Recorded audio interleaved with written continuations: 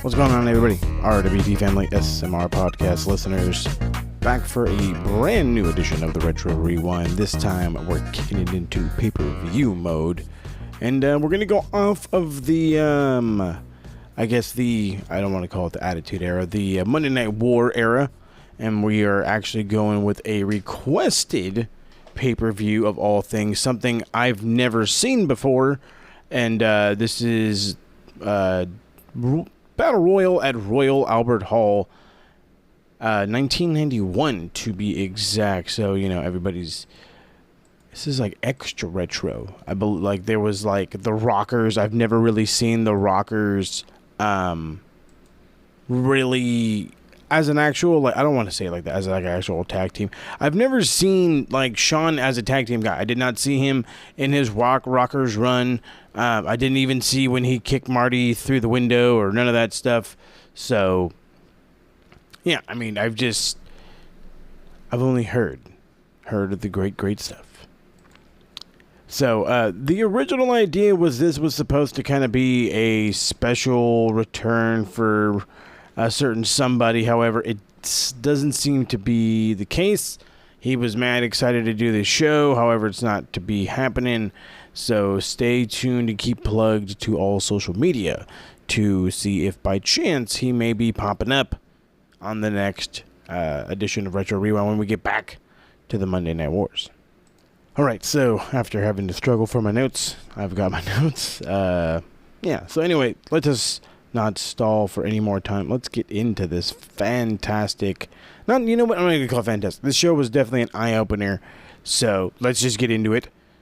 It's a Battle Royal at Royal Albert Hall in London, England, October 3rd, 1991. Our announced team for this evening is a team I've never heard together before, and that's Gorilla Monsoon and Bobby the Brain Heenan. They run down the card and kick it off to the opener. The only time I've ever really heard Bobby the Brain Heenan on commentary is right now going down in WCW. That's it. That's the only time I've really listened to him on commentary. So the opening match was the Rockers versus the Nasty Boys, and I'm like, another first for me. I've never seen a match with Shawn and Marty together as an actual team as the Rockers, so I'm intrigued. Then we see the Nasty Boys being led out by none other than Jimmy Hart, and I'm saying to myself, these guys are on the other brand now, and that's kind of the case. There's a lot of people on the other brand at 5 years later. So this thing takes forever to start. I think it's like a legit 3 minutes. Shawn comes in, hits a couple super kicks that Monsoon calls reverse Western kicks, and Marty follows up with a crossbody off the top rope. Sags calls Marty. They do some stuff. Monsoon calls a stump puller, an arm stretcher, or something like that. Already don't like him on commentary. This stupid ref starts to count a pin as Marty has Sags. Okay, so Marty is like pinned on the ground, right? And Sags is using him and the fucking rope at the same time to get up so he can, like, stand up, and this fucking ref counts a pin. It actually goes to a goddamn 2, and I'm just like, what in the world are you doing? Like, fucking, Nick Patrick learned from this goddamn piece of crap guy. Anyway, Marty Jannetty gets a near fall that the fans think is the pin. I kind of did too, even though Shawn is standing there with 2 fingers up. Marty press slams Shawn onto Sags, but then all of a sudden Jimmy Hart gets onto the apron. Shawn runs interference, which allows Knobbs to hit Marty with the megaphone, which led to the win. I gave this a 1.5. I said, okay, maybe it's just me, but besides Shawn, this whole thing sucked. He's a star right now and over like nobody's business. The Nasty Boys are surprisingly smaller in the gut area, if you know what I mean. And Jimmy Hart is just as annoying now as he is in 1996. So one thing about this show I have to point out, and it's eventually going to kind of just rear its ugly head. I'm going to get sick and tired of these fucking interview segments with Mean Gene. There, I said it. The fact of the matter is, he interviews everybody before their match, except for the Rockers and fucking the Nasty Boys. But the Nasty Boys end up getting an interview later, but the Rockers never do. Anyway, so we go to the back. Mean Gene, 5 years younger, a tad chubbier. I guess WWF catering is good. So I was like, again, a show filled with firsts for me. Rick By God Flair is on my screen. He has the world's championship around his waist, and he is on WWF television. Again, I've never seen this before. Gene tells him he'll take on Tito Santana. Another point on the first board is Flair cuts a promo towards Roddy Piper, and it has me thinking, is Piper the world champion? That turns out not to be true. Again, I didn't see much of Roddy's run either. So he says because he was here to make sure that he knows that he's the man now and forever. We don't have to wait long for this one. Tito Ortiz, Jesus Christ. Tito Santana and Ric Flair, non-title match, obviously. I don't think he ever actually defended that title, quote unquote, just because, I think it was like technically stolen property. But yeah. So Tito seems relatively over, just from crowd reaction. Flair has some weird-ass intro music. I guess it's some kind of remix from his one that he's had pretty much his entire fucking career. So they announced that they announced him as the self-proclaimed world's champion, and I'm just like, well, I guess. I mean, I don't know. I don't like the idea of him being a quote-unquote self-proclaimed world champion. You have any idea how hard it is to, like, actually win in NWA and then be ballsy enough to take that big-ass title and say, fuck off, I'm going to the other? Like, just say, like, I know, whatever. Just say not our world's champion? No, that wouldn't have worked. Who cares? Anyway, so surprisingly, this is as much as every Ric Flair match you've ever seen with a little bit of added twists. Tito has he's got the advantage to start out. He goes for a sunset flip. Guy takes forever just to do the flip over. And then eventually, Flair starts to work over his leg. Or Tito works over Flair's leg, excuse me. Heenan's been coaching Flair on from the booth, like pretty much the damn half the match even. I wrote a lot about this. Tito all of a sudden wakes up after Flair is just being very maniacal, as Flair does. They go into the corner. He flops over, gets clotheslined on the apron. They fight for a backslide. Tito wins, gets a near fall out of it. Flair is using the ropes, and of course he is, but the thing that like makes it even best is like he totally denies. He's like, no, I wouldn't even do it. Look at this guy's face. He's fucking crying. And the ref is distracted, and he has to go look at the guy's face. And I'm just like, this is hilarious. See, running forearm by Tito. There's a delayed bump. But fucking, like, you swear to God, this dude, like, had no idea he was going to do the delayed bump. So he was just, like, walking all up on his ass. And it's like, dude, like, let him do his thing. They brawl outside for a bit. Flair takes another one of the bumps that he loves, top rope press slam. Heenan is cheering so hard he starts to cough. Tito hits a flying forearm, which Heenan calls a flying jalapeno. I laughed. He goes for a roll-up, and that Flair reverses and grabs so much tights, Tito's whole ass is hanging out, but yet he still gets the win. Again, call me biased. I give this fucking thing 3 3/4. Yeah, or 3 3/4, excuse me. I said I had a lot of fun watching this match. When I saw this on the card, I was not exactly thrilled because I've never seen Tito, and I did not think he was going to stand up to where I thought he was. Well, guess what? I see the hype in Tito. Flair is good no matter where he's at. I felt like it was every Flair match, but a good Flair match. He'll win as it should be. Heenan was a goddamn cherry on top. He had me dying. A true mark for Ric Flair. Mean Gene in the back again. Boss man this time, and he's already sweating, or maybe it's I don't even know. So he says his jurisdiction goes beyond the states, and he's because he's in the World Wrestling Federation. He calls Earthquake a 6'9", 500-pound piece of trash, and he's gonna take out that trash. He's cleaning his nose like he just ripped 3 lines of fucking coke right before going on the air. He can't decide whether to look at Gene or the camera. His eyes are moving so fast, moving faster than I've ever seen anybody ever run.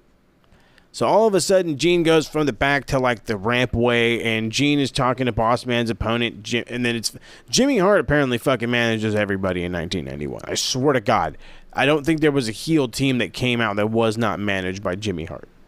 And if there was one, somebody please, for the love of God, correct me. That's why Paul should be here. Anyway, Jimmy Hart says that this dude is 6'7". I was like, well, Boss Man just said he was 6'9". Why are you gonna like belittle him like that? Now you just made him shorter. And so Earthquake yells at Gene, do you know how long of a boat ride it is here to the States? And he's like, a long one. That's why we took a plane. I was like, I don't know why I felt this was funny, but I laughed, and then I felt ashamed. He says, regardless, we came a long way, and he's going to beat Boss Man, and then he and his tag team partner, Typhoon, are going to win the Battle Royal. And so, unfortunately, Earthquake versus Boss Man, this thing was the worst. Just the worst. Oh my God. Earthquake's doing this thing where he gets in the ring and just starts fucking stomping. You know, it's, oh, the building's shaking, the whole structure's shaking, is what Monsoon says, and I'm just like, sure, yeah, Boss Man's over like nobody's fucking business. This place blew up when they fucking Boss Man's music hit. I was like, so I don't want to crap on this. And this is how I said it, okay? I don't want to crap on this match because I've seen it before, and then I shat all over it. Big John Tenta versus Bubba Rogers, that is. So Earthquake refuses to get in the ring until the nightstick is gone. And then now, this is where I absolutely regret my job and hate my life, because this thing was absolutely worse than Bubba Rogers versus John Tenta at fucking any point in the WCW days. This thing was just brutal.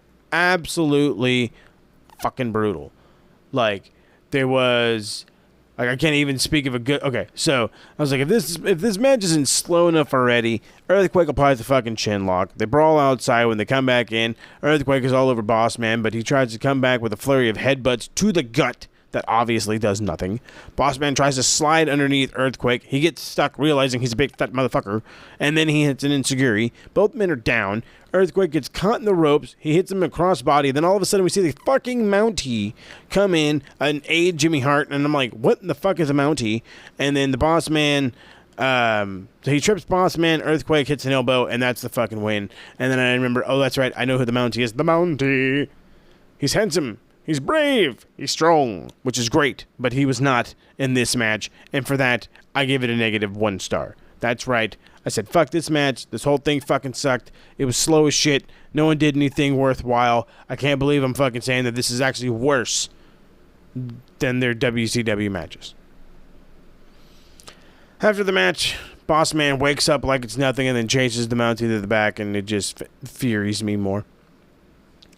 All of a sudden, Mean Gene's showing off the trophy in the back, and he explains how you win a Battle Royal, and then he introduces his guest, Kerry Von Erich, the Texas Tornado. He says this match will prove who is the king of the mountain, and he's coming in with Fist of Fury. He says, you want to get in that ring with... bleh. He says, when you get into the ring, you won't have that stick, and it'll just be you and me. Now, Mean Gene is out to interview, of course, the goddamn opponent, being the Mountie, and I'm like, who in the hell isn't being managed by Jimmy Hart at this point? He says the Mountie always gets his man, which is part of his theme song.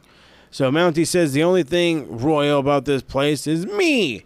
He says he's going to beat Kerry Von Erich and then win the Battle Royal because he's the only law and order in the World Wrestling Federation. And I'm like, have you not met the Biz Boss Man? Apparently his jurisdiction goes all over the fucking world. I'm just saying. You're a Mountie, which means you're stuck in Canada, eh? Oh, yeah, Canada, eh? Anyway. So, hey, what do you know? Kerry Von Erich's over. You know, people love him, and that's obvious. If I didn't know any better, I swear to God, he was the fucking Ultimate Warrior running around with whatever the fuck is on his boots. They have a fight. Every time Kerry lands a shot, Mountie goes running for the goddamn nightstick. There's a couple of really nice leapfrogs and a punch that sends Kerry outside by the Mountie. I think all night long that the heel is gonna beat, and then they decide they're just not gonna wrestle anymore. So it's like once the heel gets beaten on, he's just like, fuck this shit, I'm out of here. I don't want any part of this. But yeah, so Mountie goes for what I'm used to calling a sling blade. Apparently it's some form of fucking jumping sleeper, and it made me fear for Kerry's neck because this guy just whiplashed him. His fucking hold goes for goddamn ever. He gets driven into the corner. It breaks. Kerry tries to spear him in the corner, but gets posted instead.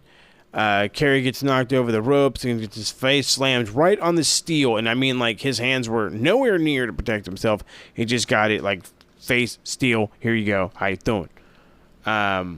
Discus punch ends up eating the post. Kerry goes for a monkey flip. Mountie doesn't flip. Instead, he gets a cradle, puts his feet on the ropes. The ref counts 3. All of a sudden, the ref listens to the crowd or something or another and decides, no, the match will continue. Because you had your feet on the ropes, and then he even demonstrates it. I laughed. Kerry gets a back body drop, and then all of a sudden the Mountie and Jimmy Hart head to the back. I don't really know what to say about this match. Slower than I expected for sure. Mountie got a heel win, but it was overturned. Then he ran away, so I guess it's still kind of a win. I gave it a 1.5. I'm very, very, very disappointed in whatever may be of Kerry Von Erich's WWF run. I did hear that he won the World Championship, the Intercontinental Championship way back in the day. I'm going to have to try to find that because this early-ass Texas Tornado shit is not going to work for me. And I love me some Von Erichs. Undertaker promo. Paul says it's an honor to be in Royal Albert Hall. Think about all the royalty. Then he says, look, where are they now? In the cemetery. And then he tells Jim Duggan, soon you'll join them. Undertaker says, come to the Battle Royal. Rigor mortis will set in. And it'll be a WWF burial. And so we get Jim Duggan versus The Undertaker. And the organist is the pianist. No, they're the organist. I just wanted to say pianist. Because it sounds like penis. Anyway, playing Taker's theme as he comes out. The people love them some Jim Duggan. So Duggan knocks Taker over the ropes. He lands on his feet. He even gets the fans to chant USA even though they're in fucking England. And Duggan tries to bring Taker in by the hair, but he gets stunnered in the rope. Taker is choking Duggan with his hands and then some rope. Duggan's walking around like it's nothing. Taker hits old school. Taker no sells an atomic drop. Leaping clothesline. Duggan grabs a 2x4, hits Taker. The match is thrown out. Taker no sells the shot anyway. Duggan knocks Taker over the rope with a 2x4 as the match gets thrown out. I gave it 3/4 of a star. I've never thought I'd ever say this in my entire life, but this was not a good Undertaker match. It was outright boring. Like, I wanted to take a nap. No selling Duggan against no selling Take. You know, they did some shit. It led to a fuck finish. I'm really starting to not like Jim Duggan at all. Like, it's starting to get to me. It's starting to get to me.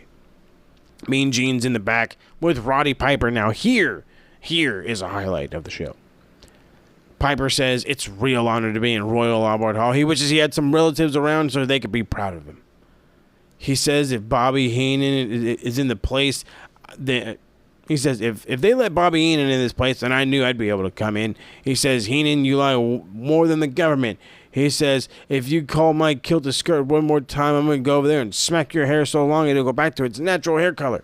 And as for you, Ric Flair, Mr. World Champion, if you believe that, you believe that there's a Boy George Jr. Let me tell you something, real world champion, you feather-wearing flocking freak. Not one time have I backed down from no one. Battle Royal, you should see these guys back there. They're gnawing on the walls. They're gnawing on each other. It's going to be a wonderful time.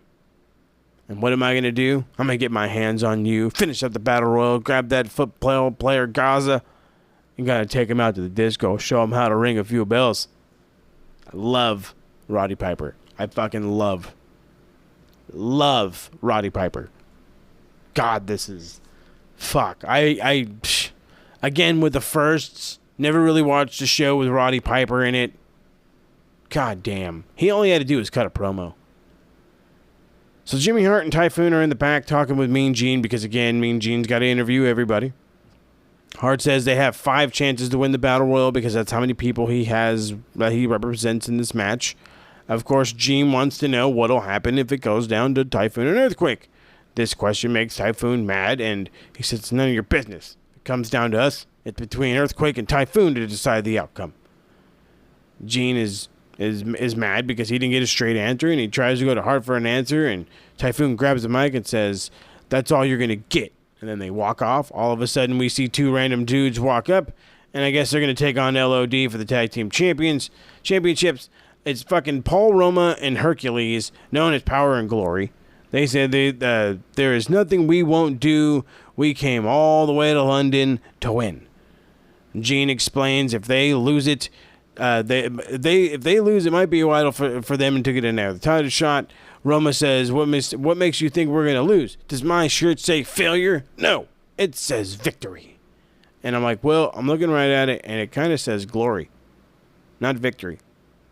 Fucker. Anyway, so Gene, and this is, again, another highlight. Gene is interviewing LOD, and Animal screams, "How dare you punks say we don't deserve the Tag Team Championships? We didn't win these belts by beating punks. We beat the best of the best WWF had to offer. And we're going to be champions for a long, long time. Right, Hawk?" James says, "How about it, Hawk?" And the camera just transitions perfectly. And Hawk, completely out of his fucking mind, sweating his ass off. He's all swelling of the fluid sac around the brain. Contusions. Inner bleeding. These are the things that made our dreams made Power and Glory. You will soon be named Sour and Gory. Because when we get done with you, your mother won't accept your face after we throw it around the arena tonight in London. Gene asks LOD, what happens if it comes down to against each other? Hawk says there's only one way to describe it. And of course Hawk says there's only one way to describe it. What a rush. Animal says, you see, Gene, when we were punk kids growing up in Chicago, we wanted to show everyone that we could be something. Now we're the World Tag Team Champions. After we beat you, Power and Glory, we're going to take on the Battle Royal because there's nothing like a good old gang fight. Right, Hawk? I love these guys. Fantastic. LOD and Power and Glory. Power and Glory get no entry music, but who cares? Because, you know, all I heard was, ooh, what a rush out loud, and I fucking caught a tear in my eye. Every guy in this match is an absolute hoss. They're just all gigantic. Hawk wants to puts his hands up, wants to do a death trick with Tony Roma. They lock, or the Paul Roma, call him Tony Roma. Paul Roma. They lock fingers. Hawk obviously wins instantly because he's been doing this shit since the fucking early 80s. You know. Hercules comes in. He tries to shoulder tackle Animal. He doesn't fucking budge. Roma comes in, hits a pile driver on Hawk. He pops right back up. Press slams him into Hercules. Hawk misses a top rope clothesline, rolls to the outside. They do some stuff, bump into each other. Animal gets a hot tag, hits Roma with a power bomb. Then Hawk comes in, takes Hercules outside. Roma climbs the turnbuckle. He goes for a crossbody. Of course, he gets caught, then power slammed, and this is the finish. I gave it 2 1/4. I said I did like this match. It was a little bit slower than the LOD matches I've seen from their from other WWF days, but it's a lot better than the last couple of matches, so I'm all about it. So Gene is talking to Davey Boy Smith, British Bulldog, and he says he's excited to be home. He says he can smell the victory when the plane landed. He smelled victory against the Barbarian, and he smells victory in the 20-man Battle Royal. Then all of a sudden we see Lord Albert Hayes in the ring for introductions as the longtime British wrestler. British Bulldog against the Barbarian. What is there to say about this match? First off, I had no idea the Barbarian had a run in WWF. I thought he was strictly a WCW guy. So that was interesting. I did like how the Barbarian is a complete, just like, carnivore, if you will. Just a plain-minded kind of man. There's a sunset flip attempt, and he's not trying to go over, and then all of a sudden he just punches the mat because, you know, Davey Boy Smith was there, but he's not no more. They brawl for a bit. We see Barbarian just beating the crap out of Bulldog outside the ring. Rolls him back in. That's when we see a little bit of a bloody nose as he's just laying there in a chin lock. He fires up, drops his arms twice. He wakes up after his arms have dropped twice. He hits a sit-out powerbomb. Hits a clothesline, sends Homeboy into the post. Hits a vertical suplex. Falls up quickly with some punches in the corner. Barbarian gets ran into the buckle, leads into the power slam for the win. I gave that 2 1/4. I said, hey, what do you know? A hometown boy getting a W. Wouldn't happen in 2020.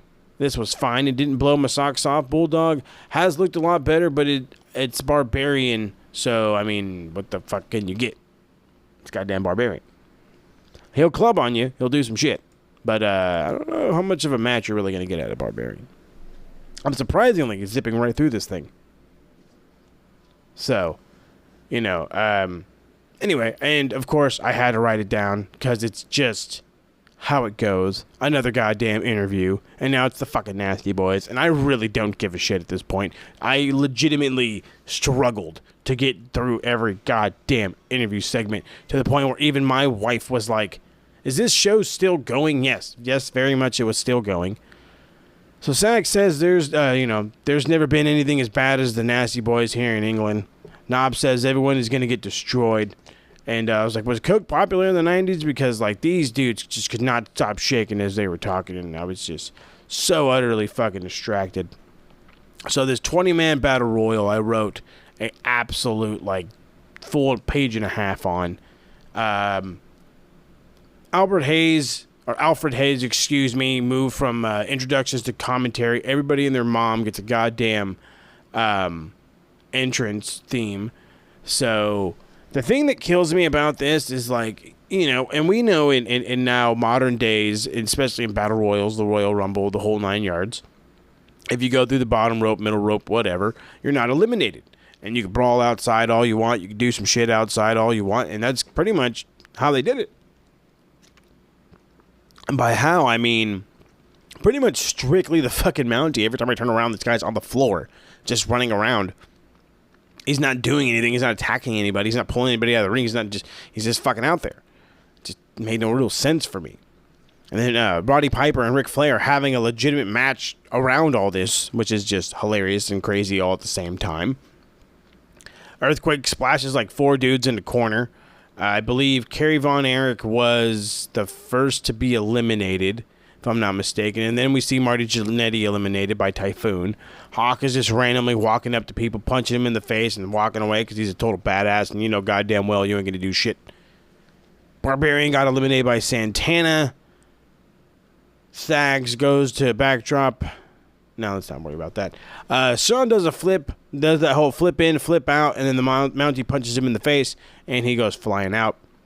We see Animal pick up Flair, and rather than throw him out, he just drops him like right before the ropes, and then Jim Duggan is thrown out, comes back in with a 2x4. We see Earthquake go over the top rope. He's eliminated. Piper and Flair could give a shit what's going on. They're having actually like a really good match on their own. And it just continues at this point. We see Bulldog throw Paul Roma over. Then Taker sends Animal out. Piper goes right after Taker.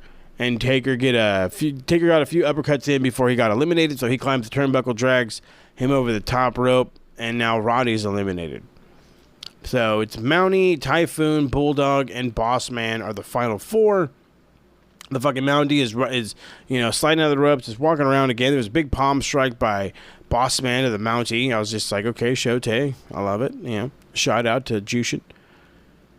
Bulldog tries to eliminate Typhoon, but he just can't lift him up. That's right. Mountie low bridges Bossman. That's how he gets eliminated. So it's pretty much 2-on-1 at this point. And Bulldog drop kicks Typhoon, doesn't knock him out.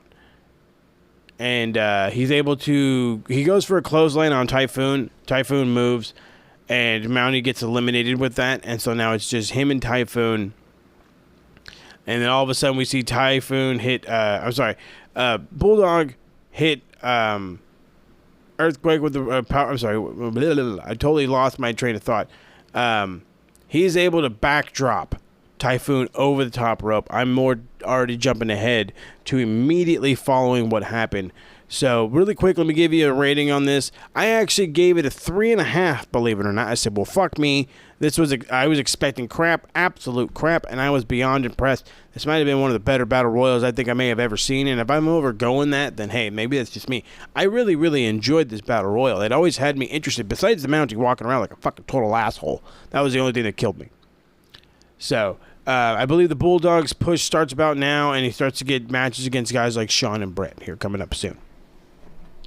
All of a sudden, we see Earthquake hit the ring. He power slams Bulldog, and he and Earthquake tries to splash him. Bulldog rolls outside. They gang up on him, and then all of a sudden, holy fucking crap, another first cherry on top. Oh my God. Fucking Andre, the goddamn giant, comes out to make a save after apparently just having knee surgery. He bonks their heads together like a couple coconuts, and then shakes the Bulldog's hand.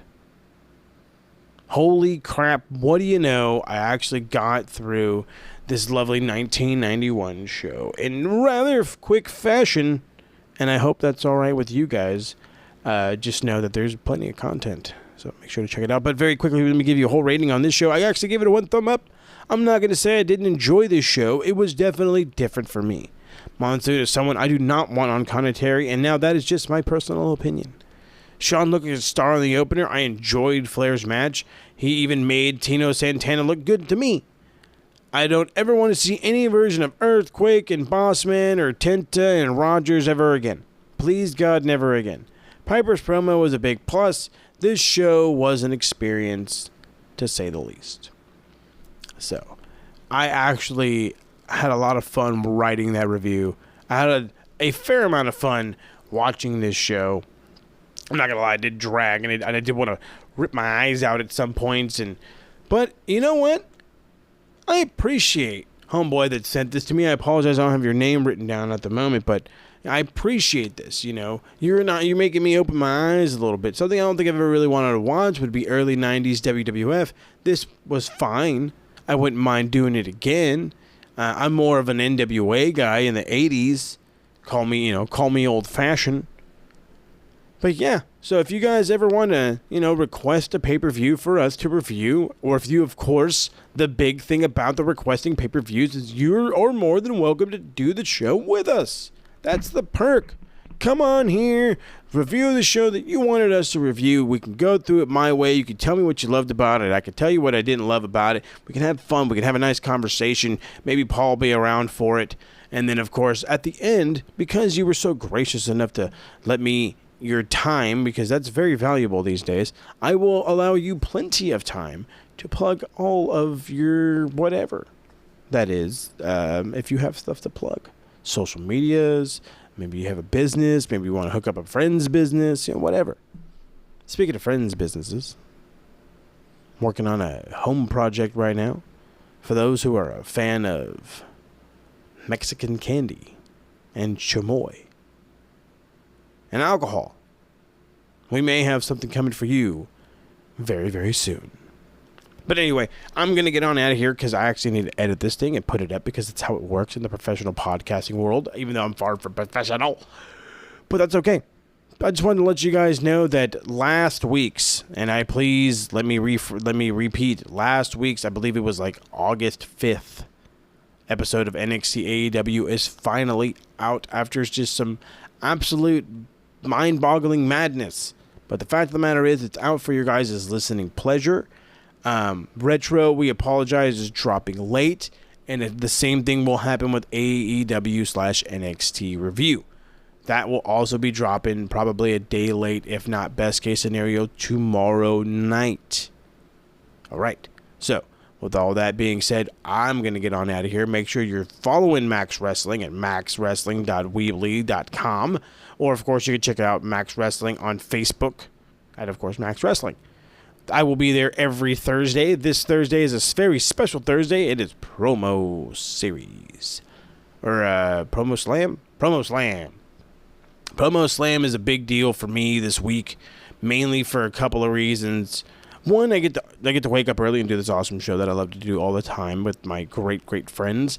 And on top of that, I have 2 opportunities to claim gold. I have 1 opportunity to regain a title that I just recently lost, a little longer than recent, but my first piece of gold under the Max banner, if you will, the one, the only, the Knowledge Championship. I will be taking on not only the champion, the Phoenix, but I will be taking on the original Knowledge Champion and a guy I've never faced before in Kenny Killa.